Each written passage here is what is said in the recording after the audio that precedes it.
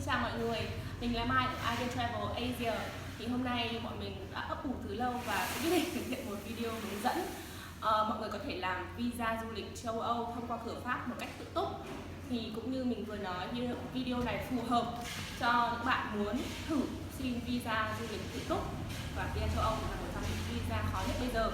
Và cái video này chỉ nên áp dụng nếu bạn muốn xin thông qua cửa là Đại sứ quán Pháp thôi nhá. Bởi vì nếu bạn áp dụng nguyên si những cái bước mình hướng dẫn trên đây mà đi xin visa ở một đại sứ quán khác ngoài Pháp thì mình nghĩ là sẽ không được hiệu quả đâu. Video được thực hiện cập nhật vào tháng 6 năm 2019 và những việc thông tin về hồ sơ visa, nhất là những visa châu Âu và rồi là những visa nước khó như Mỹ, Canada rồi Anh thì thường xuyên thay đổi. Bởi vậy khi mà bạn xác định là bạn sẽ làm tự túc, nghĩa là bạn phải tự có trách nhiệm về hồ sơ của mình, và trước khi quyết định làm, bạn nên tìm hiểu cập nhật lại thông tin trước khi mà bạn nộp hồ sơ xin visa. Bởi vì bọn mình thì với tư cách là những người làm dịch vụ thường xuyên làm dịch vụ visa, bọn mình cũng phải cập nhật. Tuy nhiên là những update trên các kênh thì sẽ không được nhanh chóng và chuẩn bằng các kênh chính thống. Bởi vậy trước khi làm thì mình khuyên các bạn ngoài việc xem hướng dẫn thì nên cập nhật thông tin trên những trang chính thức, đó chính là trang của Đại sứ quán Pháp và trang thông tin của Trung tâm tiếp nhận hồ sơ thay mặt Đại sứ quán Pháp, và hiện nay đang là TLS Contact. Và các hướng dẫn này mình là hướng dẫn chung theo quy định chung, còn mỗi một cá nhân sẽ có một hồ sơ đặc thù khác nhau. Bởi vậy thì mình phải điều chỉnh cho phù hợp các bạn nhé. Và đây sẽ đến mục quan trọng nhất là trước hết bạn phải biết được là mình phải chuẩn bị những hồ sơ gì. Khi mà đã cầm một quyển hộ chiếu quốc tịch Việt Nam thì xin những nước mà chúng ta nằm trong danh sách gọi là third country đấy, thì chúng ta sẽ phải chuẩn bị khá nhiều giấy tờ hồ sơ khi mà muốn xin visa vào châu Âu. Và bọn mình sẽ liệt kê thành 4 mục hồ sơ chính, 4 mục lớn.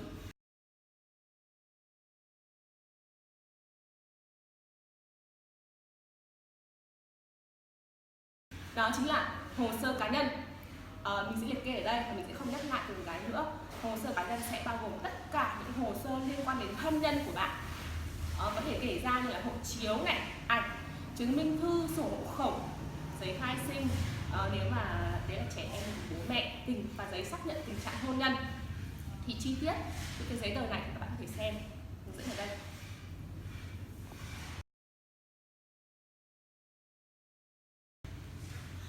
Về hồ sơ công việc, đây cũng là một trong những cái phần hồ sơ chính. Như mình nói là có 4 mục hồ sơ chính đấy ạ. Là hồ sơ cá nhân, đến mục thứ hai là mục hồ sơ chứng minh về công việc. Thì công việc rất đa dạng. Nếu như mình có thể lấy ví dụ mình chia thành là nếu như bạn còn đang đi làm, nghĩa là ở đây có thể nói là làm công ăn lương, thì sẽ cần những giấy tờ như sau. Mời các bạn xem chi tiết.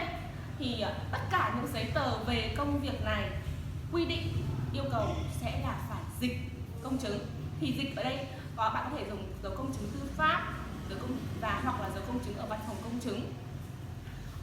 Và những cái dấu này bắt buộc phải là bản gốc các bạn nhé, không phải là bản sao, bản gốc. Có dấu đỏ, dấu mộc của doanh nghiệp. Tất nhiên trừ hợp đồng lao động thì không thể nào bạn đưa cho đại sứ quán bản gốc để họ cầm được. Thế nhưng mà những cái giấy như là bản lương, xác nhận lương này, đơn xin nghỉ phép thì phải nộp bản gốc, và nên nêu rõ là thời gian bạn muốn xin nghỉ phục vụ cho chuyến đi du lịch châu Âu từ ngày nào đến ngày nào, để cho khớp với cái lịch trình mà bạn dự kiến đi châu Âu. Thế còn nếu như bạn không phải đang làm trong một doanh nghiệp, đang làm công ăn lương, mà bạn làm chủ doanh nghiệp, thì bạn cũng phải chứng minh tôi đang là làm chủ doanh nghiệp đó. Thì sẽ cần những giấy tờ như là đăng ký kinh doanh, bản sao, báo cáo thuế, và sao kê tài khoản doanh nghiệp để chứng tỏ là bạn đang hoạt động rất tốt. Và thế còn đối với những người nghỉ hưu, những bác đã cán bộ hưu trí thì sẽ cần những giấy tờ như thế này. Đó, hoặc là học sinh, sinh viên, bởi vì bây giờ các bạn trẻ đi du lịch cùng bố mẹ cũng rất nhiều. Thế thì học sinh cũng cần chứng minh, đấy cũng làm nghề nghiệp mà, làm full time mà học sinh full time hoặc sinh viên cũng vậy, thì các bạn cũng cần chuẩn bị giúp mình giấy tờ như thế này nhá, lưu ý đầy đủ. Và tất cả nhấn mạnh lại là giấy tờ về công việc thì phải là bản gốc.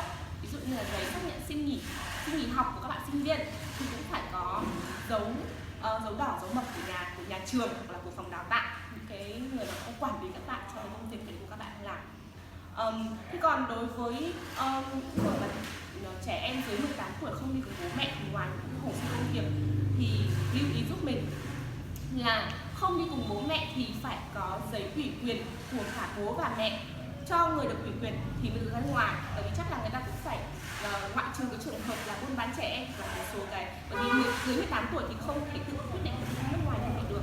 Thế còn nếu mà đi với cùng hoặc là bố hoặc là mẹ thì phải có giấy ủy quyền, có sự đồng ý của người còn lại nhé. Thế là xong giấy tờ về vừa rồi là mình vừa nói xong là giấy tờ về chứng minh công việc. Thế còn một cái phần vô cùng quan trọng, đó chính là chứng minh tài chính. Bởi vì sao?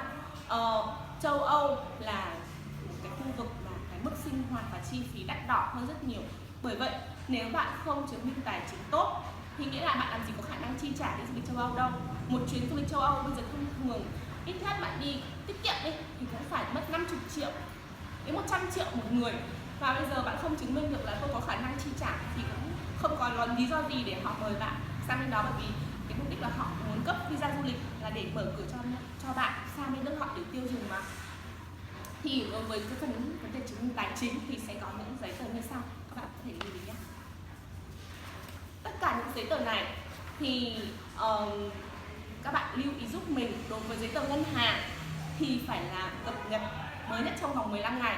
Bởi vì một cái ví dụ như sổ tiết kiệm các bạn mở từ năm ngoái và đến nay đã gọi như theo thông tin trên mặt sổ là đã sổ bạn hạn 1 năm đi thì nó sẽ tự động nó gia hạn sổ.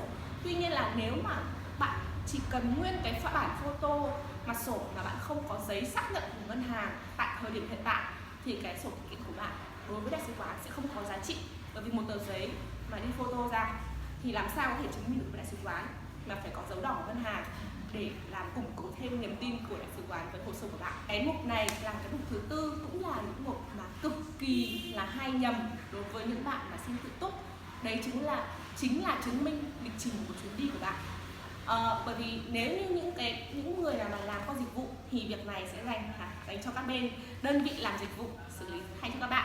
Ví dụ bạn đi tour, một chương trình tour ghép thì bên mà đơn vị nhận ghép tour của các bạn sẽ có một lịch trình cố định rồi, vì ghép tour là một chương trình hoàn toàn cố định mà, thì sẽ đi theo đúng lịch trình như thế. Hoặc nếu mà bạn chỉ làm dịch vụ visa không thôi thì bên đơn vị nhận làm visa cho bạn sẽ phải xây dựng một lịch trình hợp lý theo yêu cầu của các bạn. Còn trong trường hợp mình đang muốn xin tự túc thì bạn phải hưởng tự kế hoạch của bạn muốn đi 10 ngày tại châu Âu, thì trong 10 ngày đó bạn sẽ đến đâu, đi đâu, làm gì. Cái việc này rất quan trọng và phải mang tính hợp lý, bởi vì một số bạn nộp hồ sơ vào Pháp xong lại xin là tôi đi vào Đức và lịch trình không hề qua Pháp một tí nào. Nếu mà lịch trình bạn xây dựng như vậy thì 100% đại sứ quán Pháp sẽ từ chối bạn.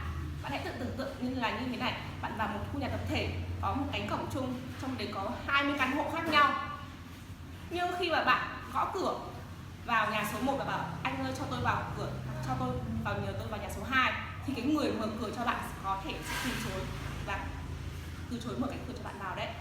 Bạn có thể hiểu được đúng không? Bởi vậy cái việc mà chứng minh mục đích chuyến đi thì đối với những người xin tự túc rất quan trọng, và giấy tờ sẽ bao gồm những giấy tờ như sau. Nếu mà mình làm video lần này là video đầu tiên có những cái gì cần góp ý hoặc là cải thiện hơn, những thông tin bổ sung thì mình rất mong là các bạn có thể góp ý ở dưới. Cảm ơn mọi người đã theo dõi nhé. Xin chào và hẹn gặp lại ở những video sau.